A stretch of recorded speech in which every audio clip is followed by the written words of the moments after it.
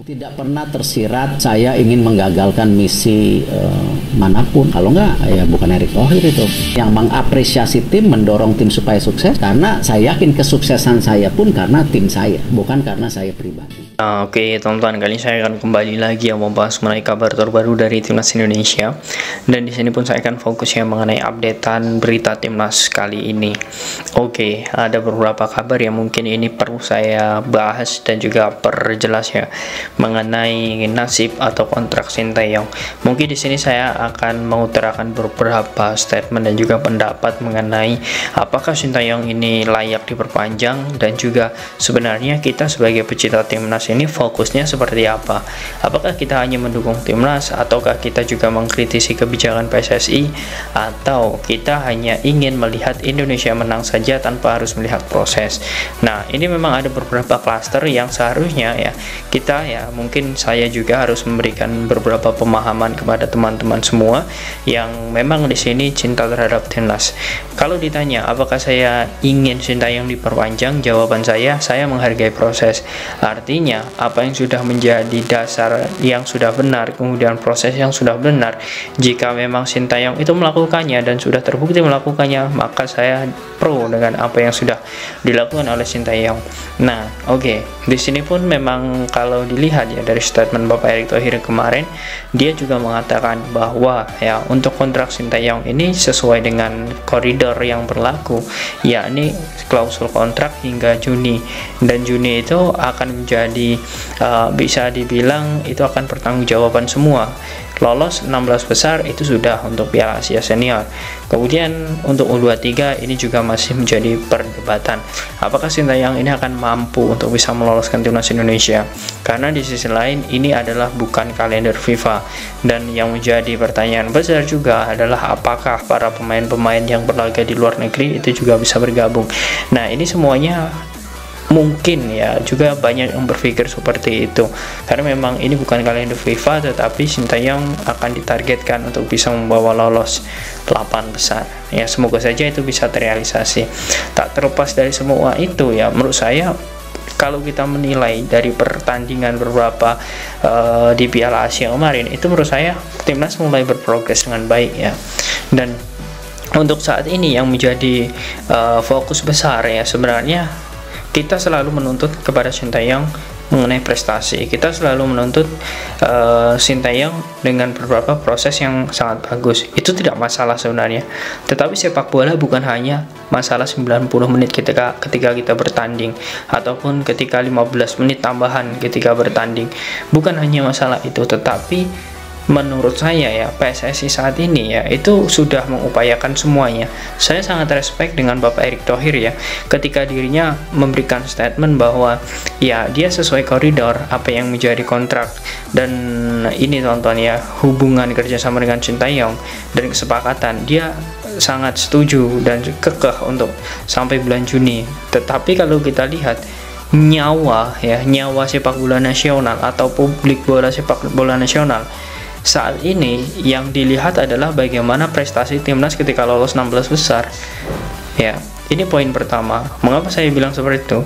Karena kita ya, mungkin publik bola ini yang sudah terngiang-ngiang dengan Sinteyong dan para pemain keturunan yang memang sudah berhasil, itu adalah impact dari pola permainan Timnas yang sangat bagus.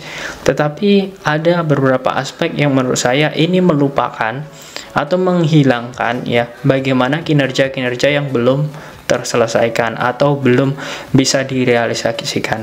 Saya sangat yakin sekali Bapak Erick Thohir sesuai dengan visi misinya itu akan memberikan yang terbaik untuk sepak bola nasional, terkhusus transformasi sepak bola mendunia.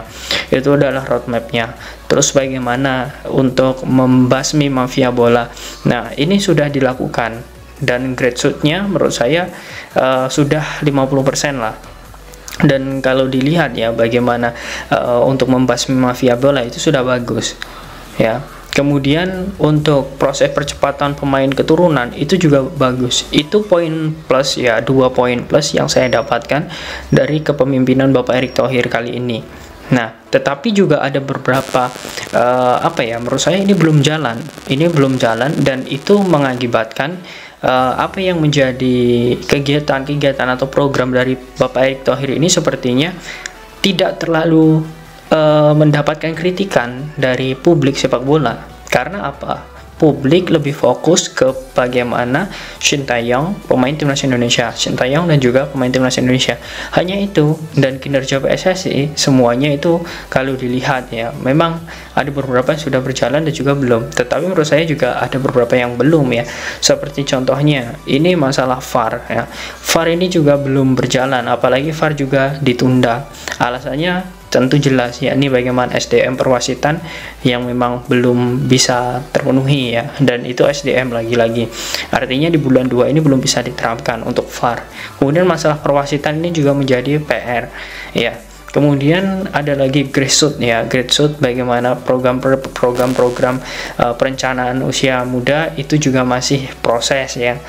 Nah, kemudian yang selanjutnya untuk Liga Wanita juga belum berjalan. Nah, ada juga beberapa lagi ya yang mungkin belum bisa saya sebutkan, tapi ada beberapa yang memang itu juga belum jalan, seperti transparansi dana ya, itu tidak seperti sebelum-sebelumnya. Kemudian ada juga seperti halnya tragedi Kanjuruhan yang mungkin hingga saat ini juga belum bisa terungkap. Nah, ini memang ada beberapa masalah sebenarnya kalau kita melihat, tetapi publik bola saat ini sedang euforia ya, menganggap ataupun memberikan respect kepada pelatih dan juga pemain timnas, sehingga apa yang menjadi program-program dari Bapak Erick Thohir atau PSSI yang memang itu belum terrealisasi, ini sedikit lupa publik bola. Dan artinya menurut saya seperti ini, kita juga harus berterima kasih kepada pemain timnas, kita juga harus berterima kasih kepada Shin Tae-yong ya, karena memang ada beberapa program PSSI yang seharusnya itu dikritik pedas,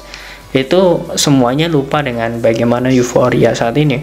Tetapi menurut saya ya, sebagai feedback ataupun hadiah ataupun bagaimana proses itu sudah maksimal dengan Shin Tae-yong, menurut saya sangat layak untuk diperpanjang. Ini kalau saya pribadi ya, karena bukan berarti saya bilang tidak suka dengan pemain ataupun pelatih, tetapi yang kita lihat adalah bagaimana proses ini sebenarnya sudah maksimal.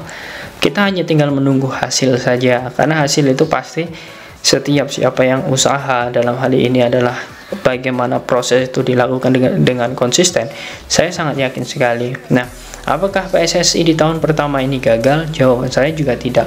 Tetapi apakah PSSI di tahun pertama ini berhasil? Jawaban saya juga belum. Tetapi PSSI saat ini sedang membangun ya proses-proses itu dengan upaya-upaya maksimal. Tetapi yang jelas ya, mengurus di PSSI itu tidak mudah ya. Saya yakin sekali, apalagi Bapak Erick Thohir juga public figure, beliau juga memiliki banyak sekali kegiatan dan juga beberapa kepentingan ya. Artinya memang dari segi kefokusan beliau juga tidak semua atau tidak penuh ya bersama PSSI. Tetapi yang jelas, apa yang sudah dilakukan oleh PSSI dan juga tim PSSI Exco dan sebagainya mengenai penambahan pemain keturunan itu sangat luar biasa, sehingga apa yang menjadi harapan dari pecinta timnas ya, seolah-olah PSSI cepat sekali mengabulkan, dan ini akan menjadi poin plus. Nah, bagaimana menurut kalian teman-teman mengenai perkembangan timnas Indonesia, dan juga bagaimana menurut kalian mengenai ya proses yang sudah dilakukan oleh PSSI saat ini? Apakah kalian setuju jika Shin Tae-yong itu diperpanjang? Silahkan kalian tulis di kolom komentar.